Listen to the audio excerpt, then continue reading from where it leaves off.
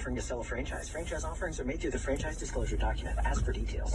Stuck at home chasing your tail? There's no better time to own a Pet Supplies Plus franchise and become part of a $75 billion pet industry. Our brand is built on pet owners' love for their pets, and that makes us recession resilient no matter what the economy does. There are lots of ways to boost revenue with a Pet Supplies Plus franchise. From squeaky toys and dog grooming to our easy online ordering and curbside pickup services. You have everything pet owners in your area need to keep their furry friends happy and healthy. As Entrepreneur Magazine's top pet franchise for 6 years running, we have a strong AUV and proven track record of helping franchise owners run successful stores. You'll get great training and ongoing support to keep your franchise thriving year after year. This isn't no time to roll over. Go online now and find out how to be alpha dog in your community. Visit PetSuppliesPlusFranchising.com today. That's PetSuppliesPlusFranchising.com. PetSuppliesPlusFranchising.com. Does your golf game lack power and consistency?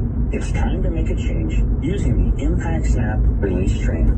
I'm Marty Nowicki, award-winning instructor, talking about the Impact Snap Release Trainer. Tired of thin shots, bad shot slicing? Need more power? You need the Impact Snap Release Trainer. Visit ImpactSnap.com. Use coupon code XM10. Get the results you've been waiting for. ImpactSnap.com. Make the change today. MLS, the Premier League, the Champions League, and the U.S. national teams. The World's Game plays on Sirius XM FC 157. This is SportsCenter. I'm Christine Lisi. Right now, Philip Rivers has played his final NFL game. 39-year-old quarterback announcing his retirement today after 17 seasons. He spent his first 16 years with the Chargers, the final one with the Colts. Rivers went to San Diego with a draft day trade in 2004. Finishes fifth all-time in passing yards and touchdown passes. With Rivers' retirement, Indianapolis has a quarterback vacancy to fill and will have plenty of options to do so, explains ESPN's Dan Graziano. If the Niners move on from Jimmy Garoppolo, that's an interesting guy there.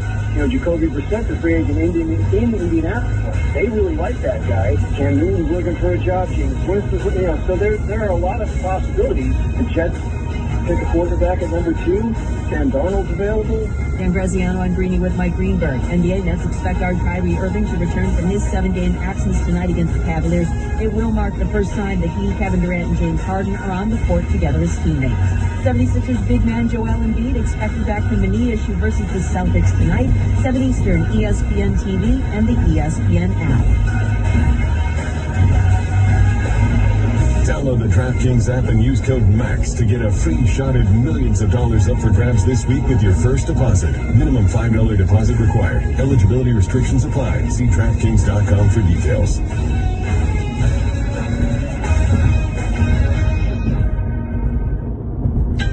This is the Max Kellerman Show. Max Kellerman Show on ESPN Radio.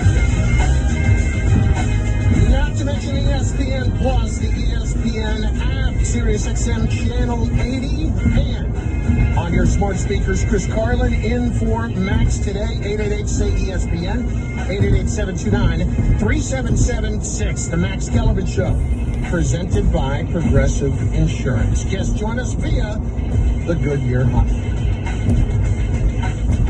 Breaking news, Philip Rivers is retiring after 17 seasons. Trash talker. Talking about one of the most competitive individuals that I've ever come across. When you know it's time, you just go ahead and you do it. We've heard that word a lot today, competitive, regarding Philip Rivers as he retires after 17 NFL seasons, announced this morning on the 13th anniversary of playing the AFC Championship game against the New England Patriots with virtually no ACL, but they did come up short in that game, the Chargers did, and that, unfortunately, in a lot of ways is the legacy of Philip Rivers to me. We will always grade quarterbacks, I'd say, from here on and for the last 20 years or so, by the amount of championships that they've won, or if they've ever won a championship, and Philip Rivers never did. And was it all his fault? Of course not. Philip Rivers put up spectacular numbers in the collective over the 17-year period. They're impressive because you're going to see his numbers atop the record books across the board. The problem here is that Phillip Rivers was never truly a dominant player, and to me, that makes him not a Hall of Famer.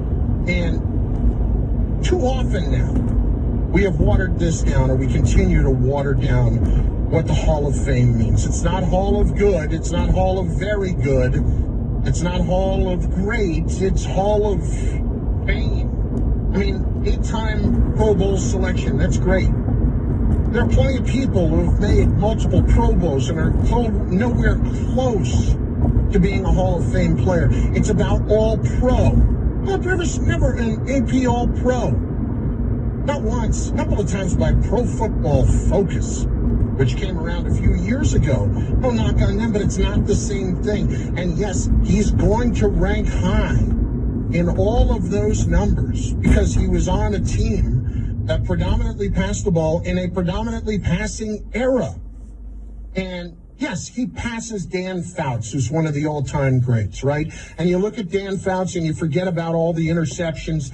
You forget about some of the things that he accomplished, but some of the negatives that come with Dan Fouts. And I look at what Phillip Rivers did in his career.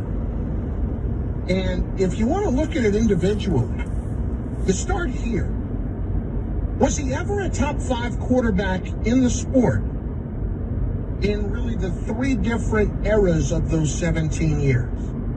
The mid-2000s, the early 2010s, and then, of course, over the last 5 or 6 years? The answer is flat out no. He was never a top 5 quarterback in the sport during that stretch. Maybe 6, 7. But there were always 4 or 5 who were more dominant than what he did.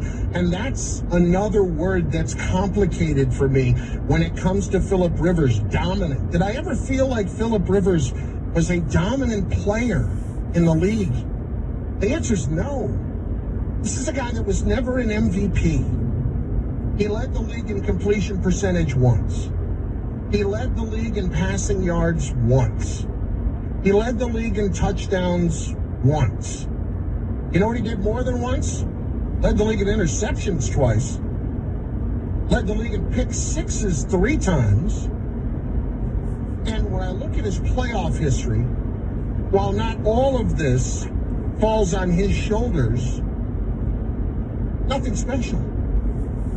59% completion percentage in 12 games, 16 touchdowns, 10 picks, 5-7 record in the postseason. There's a lot to be said for the fact that he played in that AFC Championship game on a torn ACL.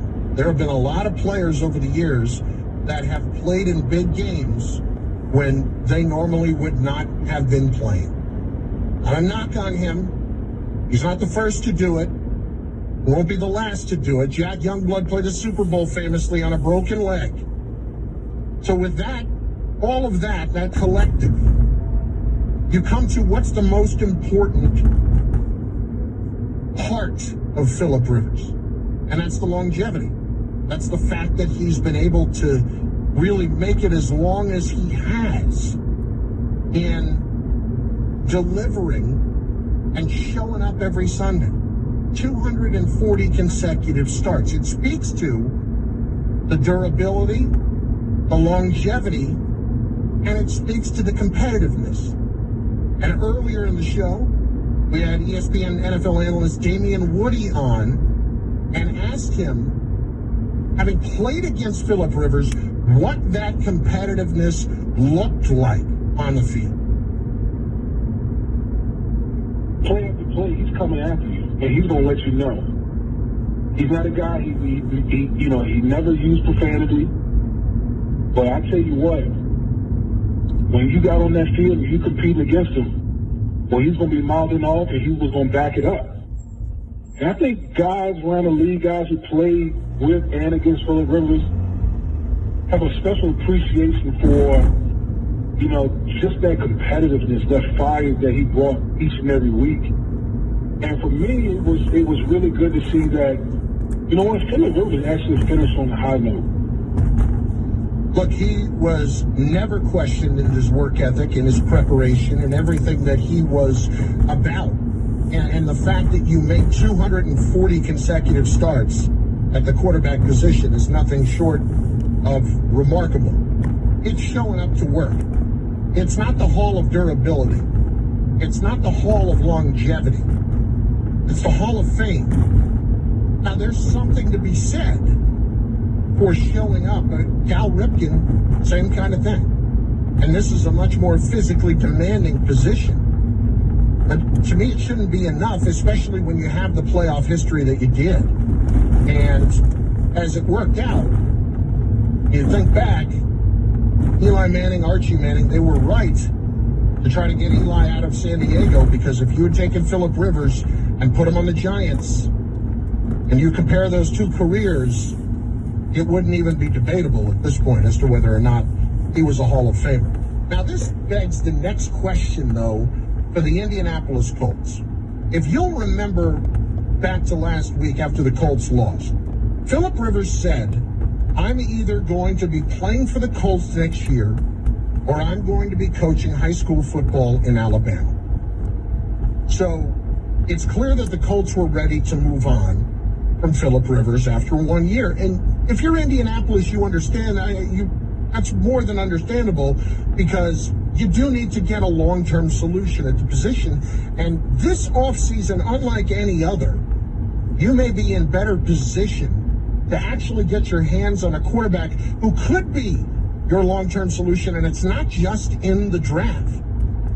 You know, whether it's Sam Darnold as somebody they wanted to look at, whether it's Carson Wentz as somebody they wanted to look at, they're going to have some options. Now, I'm going to let you in on a little something. Little secret here. When it comes to Carson Wentz, don't automatically assume that because Doug Peterson is gone, that Carson Wentz won some sort of power struggle.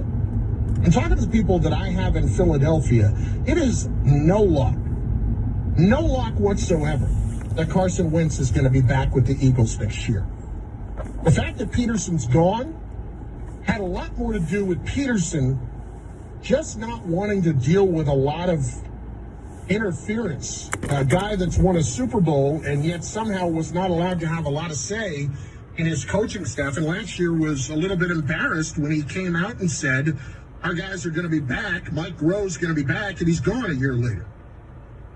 So don't think for a second that all those wounds are healed and the Eagles are now definitively going to have Carson Wentz as their quarterback of the future.